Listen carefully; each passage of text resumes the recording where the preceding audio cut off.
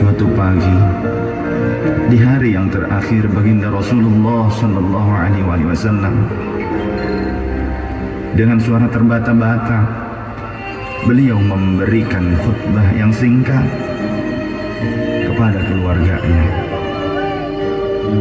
Wahai umatku, kuwariskan dua perkara yang agung kepada kalian, yaitu Al-Quran dan Sunnahku, juga Al-Quran dan keturunanku.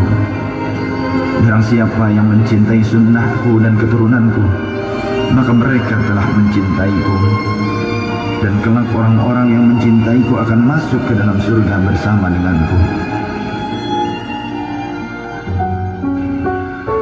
Khutbah singkat ini diakhiri dengan Rasulullah Sallallahu Alaihi Wasallam memandang dengan pandangan yang tenang terhadap mata sahabat-sahabatnya. Pada saat itu terlihat Abu Bakar Siddiq membalas pandangan itu dengan mata yang berkaca-kaca. Umar radhiyallahu anhu menahan nafas tangisnya dengan begitu kuat. Utsman radhiyallahu anhu menghela nafas sepanjang-panjangnya melihat Rasulullah sallallahu alaihi wasallam. Ali radhiyallahu anhu pun menundukkan kepala sedalam-dalamnya, isyarat bahwa waktu itu telah datang. Saat perpisahan sudah tiba dengan Rasulullah sallallahu alaihi wasallam. Rasulullah akan meninggalkan kita. Manusia termulia itu sudah hampir selesai tugasnya di dunia. Saat itu matahari kian meninggi, tapi pintu Rasulullah tetap tertutup. Sedangkan di dalamnya Rasulullah SAW sedang berbaring lemah dengan keningnya yang berkeringat dan membasahi pelepah kurma yang menjadi alas tidurnya. Tiba-tiba dari luar pintu terdengar seseorang yang mengucapkan salam. Assalamualaikum, bolehkah saya masuk? Lalu Fatimah membuka pintu seraya berkata, Waalaikumsalam, maafkanlah aku, ayahku sedang demam. Lantas Fatimah membalikan badan dan menutup pintu. Rasulullah Sallallahu Alaihi Wasallam mendengar jawaban Fatimah. Seraya beliau bertanya, siapakah yang datang itu, wahai putriku? Fatimah pun menjawab, tidak tahulah wahai ayah, tak pernah aku lihat orang itu sebelumnya. Lalu Rasulullah Sallallahu Alaihi Wasallam menatap putrinya itu dengan pandangan yang menggetarkan. Satu-satu bagian wajah mereka seolah hendak dikenang. Orang-orang yang berada di samping beliau dipandangnya dengan pandangan yang begitu tenang. Rasulullah pun berkata, ketahuilah wahai putriku, dia itulah yang memisahkan kenikmatan dunia. Dialah malakul maut. Dialah malakul maut.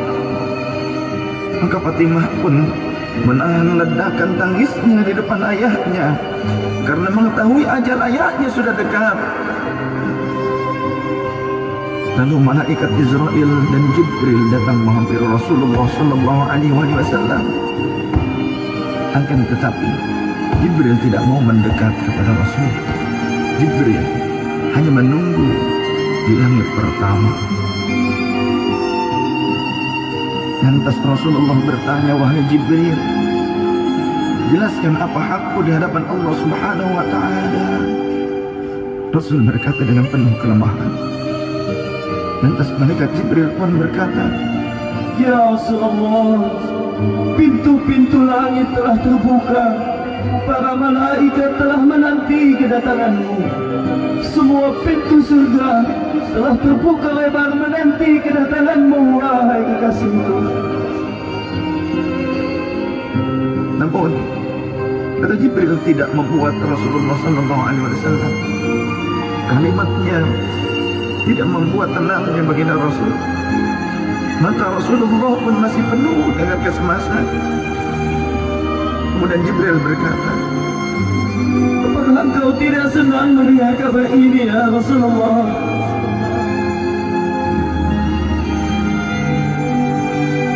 Kemudian Rasul pun berkata, kabarkan kepadaku bagaimana nasib umatku kelak, wahai Jibril. Lalu Jibril menjawab, jangan khawatir ya Rasulullah. Aku telah mendengar Allah telah berfirman kepadaku, kuharamkan surga bagi siapa saja kecuali umat Muhammad telah berada di dalamnya. Detik-detik wafat Rasulullah semakin mendekat, dan tibalah saatnya malaikat Israel menjalankan tugasnya. Perlahan-lahan roh Rasulullah sallallahu alaihi wasallam ditarik dari tubuhnya. Tampak seluruh tubuh Rasulullah bersimbah peluh. Kemudian menutup wajahnya dengan tangan. Dan tangan itu kembali mendekatkan dirinya kepada Rasulullah sallallahu alaihi wasallam yang mulai kebiruan. Lantas Rasulullah berkata, ummati, ummati, ummati, kaifari ummati, ummatku, ummatku, bagaimana keadaan ummatku?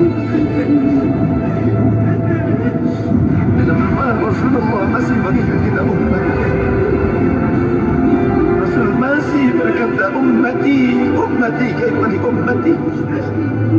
Rasul masih panggil kita umatnya.